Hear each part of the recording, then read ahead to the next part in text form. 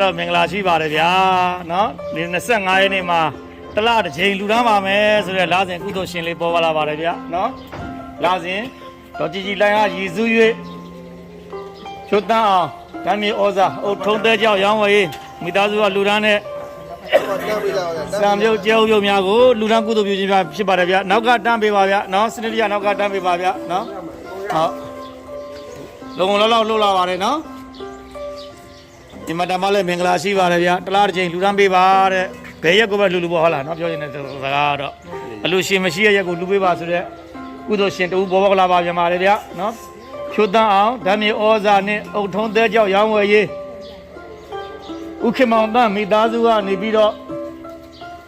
တော်ကြည်ကြည်လိုင်အားရည်စုပြီးတော့လာစဉ်တလားတစ်ချိန်လူတန်းလာဖြစ်ပါတယ်ခင်ဗျာဝမ်းမြောက်စွာဖြင့်တာတို့လူမောသာခေါ်ဆိုနိုင်ပါတယ်ဗျာကုသိုလ်ရှင်လဲကျမ်းမှာချမ်းသာပါစေနော်အလူရှင်မိသားစုကျမ်းမာချမ်းသာရေးဟောမြင်၍ကြား၍သိ၍တော့ကြည်လိုင်းရင်ဝမ်းမြောက်စွာရင်တာတို့ခေါ်ဆိုနိုင်ပါစေဆုတော်မေတ္တာပို့သပေးပါတယ်ဗျာဒီနေ့ရည်စူးကုသိုလ်ကိုစားသုံးပြရတဲ့ဝေဒနာရှင်များလဲသက်ရှိကျမ်းမာဘေးရန်ကင်းကွာ၍ခံစားနေရတဲ့ယောဂဝေဒနာများလဲ